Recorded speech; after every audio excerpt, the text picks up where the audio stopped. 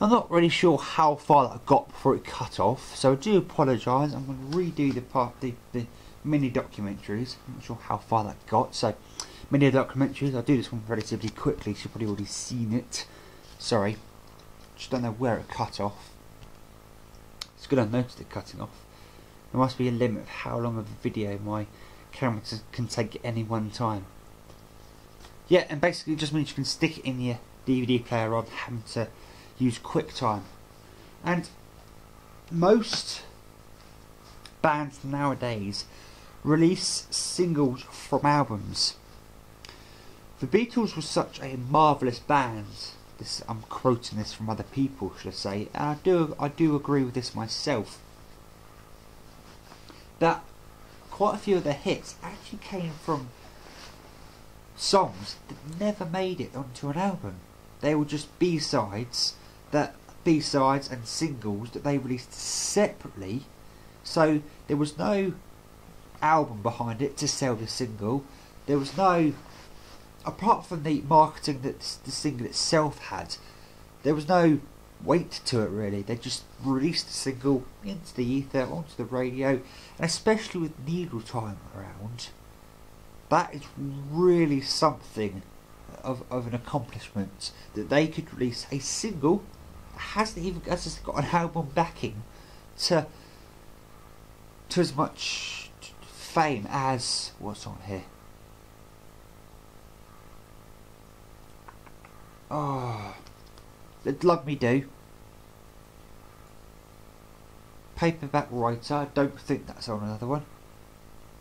And there are a couple on here that are different to the ones on the albums, but yeah.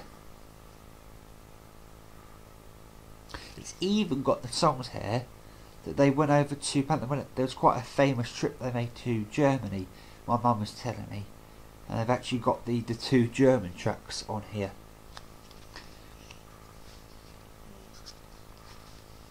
There we go. And again, this is a very thick book, of course it documents, and this is a double album essentially. My understanding, don't quote this, don't quote this, take this as gospel, this is basically the Red and Blue album pretty much. So there you go, that's the box set itself. Now it's being a studio remaster, you probably wish to know what the audio quality is like. Now I don't consider myself an audiophile in any way, shape or form, but I listen to music a lot, and fairly recently I went for Spotify Premium. Whoops. Yeah, fairly recently I went for Spotify Premium because it allows you to have it on your phone. In fact, I've had it for quite some time. Now I didn't actually realise it also enables a higher bit rate on the desktop application, whether that's Mac, Linux or Windows. I'm just going to turn you around to me now and hopefully you can see me. Hi guys! I don't know how long my battery's going to last, hopefully it lasts. I know you probably got a wonky angle, but there's just a few things I wish to say.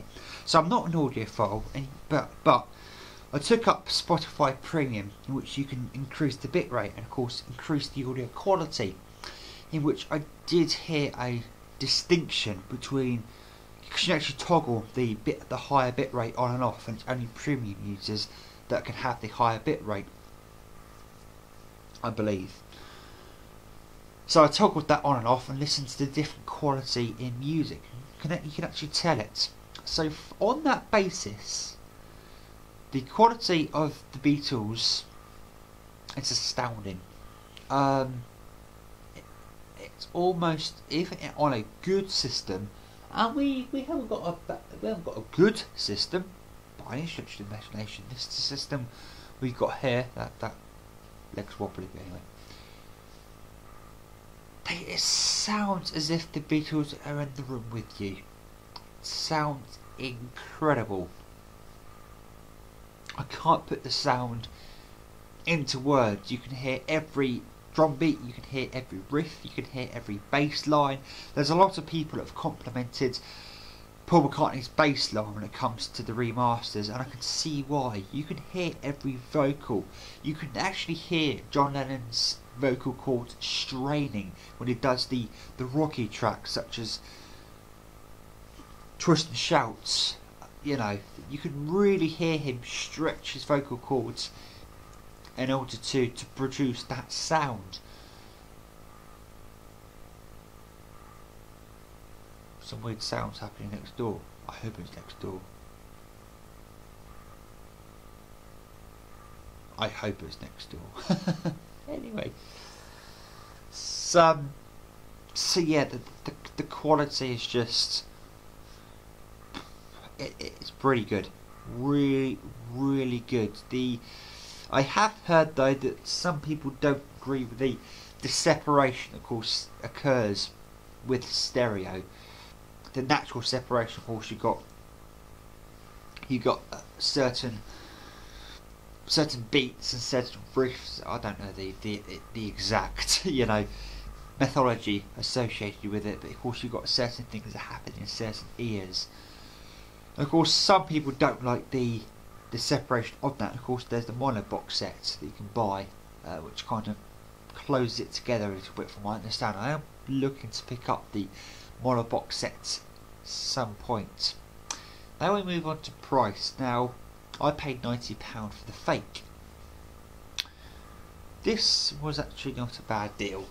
This was actually £120, which from what I can tell is a steal, and this is actually from the Beatles online store itself. They also had the mono box set for £140, and they also had the John Lennon signature box for £120. Just to let you know, the John Lennon signature box was released last year to mark his 70th birthday. Would have been his 70th birthday, obviously. However you look at that, whether it is his 70th birthday or would have been, I do hope the man rests in peace. No one deserves what he got. Do I recommend it? Now, I'm not a Beatles fan, or I wasn't, until I bought this. I bought it because of the history surrounding the Beatles, and you definitely get a feel for the history when you read through the booklets, and you get the trials and tribulations that the Beatles went through, as well as being global icons and their own tensions within the remit of the band itself. The music is wonderful. It's upbeat, it's depressing, it's everything. It incites all the emotions you would expect from a band. The only thing that's slightly pushing it down a bit is the price. I'm not saying it's a bad price. It's fully deserving of the £120. It's just that we are either in or currently slowly coming out of a recession. People may not have £120 to part with, especially if you've got bills to pay with and blah blah blah blah blah. But if you're into the Beatles, if you're just into box sets, if you want a high quality box set, I'd recommend it. If you want the Beatles, you would have bought it already if you're a fan of the Beatles, more than likely. I bought it because I thought the box set looked brilliant. I wanted to get into the Beatles because of the history, and they're the Beatles simply. And I won't say I've become a Beatard, but I definitely appreciate the Beatles as a band and as an entity. So I hope you enjoyed that video. I tried to make it as comprehensive as possible. It probably is now my longest YouTube video, and I'm actually going to dedicate this video to my now 60 to 63 subscribers, because I did say I would do a 50 subscriber video. Hopefully this makes up for it, because this is a premium purchase and I did try and make a premium video. So until next time guys, enjoy your Beatles, enjoy your music in general. This is Blanca88 signing out.